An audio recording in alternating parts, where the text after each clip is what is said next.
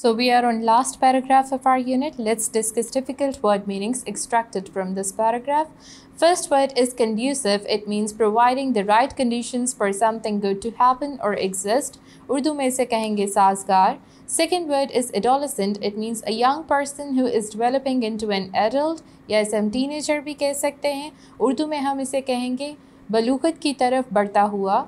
Third word is juggling. It means to succeed in arranging your life so that you have time to involve yourself in two or more different activities or groups of people. Fourth word is eradicate. It means to get rid of something completely or destroy something bad. Urdu में इसे कहेंगे जड़ से उखाड़ना. Let's move on to its explanation now.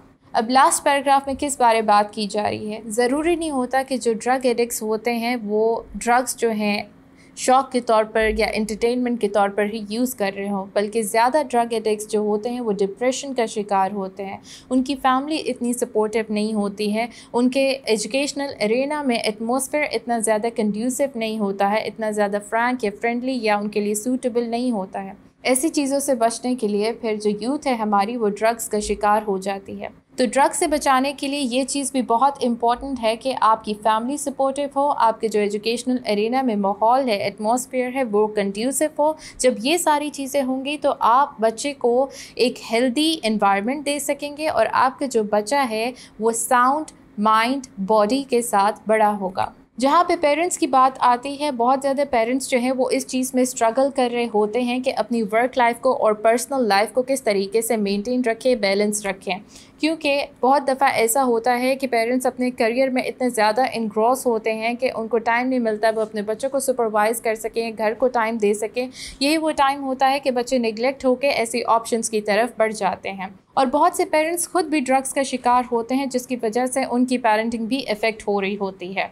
फिर जो है बात आती है कि पेरेंट्स की तरफ से अगर आपको प्यार नहीं मिल रहा है, वार्मथ नहीं मिल रही है, सपोर्ट नहीं मिल रही है, इस वजह से भी बच्चे ड्रग्स की तरफ बढ़ना शुरू कर देते हैं. या आपके घर का माहौल बहुत ज़्यादा रिस्ट्रिक्टेड है, बहुत ज़्यादा सख्ती है, पाबंदियाँ हैं, ओवरली डिसिप्लिन्ड है, इसकी वजह से भी बच्चे एस्केपिज़म ढूंढते हैं और ड्रग्स यूज़ करना शुरू कर देते हैं.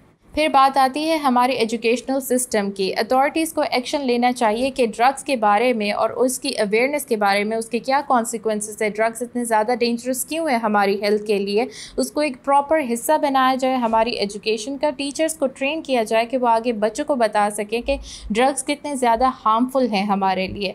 मोर ओवर कुछ ऐसे प्रोग्राम्स होने चाहिए जैसे कि अगर आपको कॉलेज और स्कूल में ड्रग्स के बारे में अवेयरनेस रेज़ करनी है, you can do that with programs like with the help of essay, declamation contest या theater, with the help of mass media, so that वो effect बच्चों पे long term रहे. इसके साथ आपको काउंसलिंग सेशंस रखने चाहिए. जो बच्चे अभी बिगनर्स लेवल पे होते हैं, अभी उन्होंने ड्रग यूज़ करना शुरू ही किया होता है, साथ में एंटी ड्रग यूथ सेल्स भी यूनिवर्सिटी और कॉलेजेस में बनाने चाहिए. अगर हम ये स्ट्रेटजीज़ को अडॉप्ट करके चलेंगे तो हम सिर्फ एक इंडिविजुअल में से ही ये ख़राब आदत नहीं हटाएंगे, बल्कि इंशाल्लाह हम अपनी पूरी सोसाइटी से ये इस चीज़ को जड़ से उखाड़ के फेंक सकते हैं. So with this we have come towards the end of our today's video lecture. I hope जो भी आज हमने पढ़ा वो आपको क्लैरिटी के साथ समझ आया होगा. Inshallah we'll be talking about some new topic in our next video. Till then, take care. This is Maha, your English instructor, signing out.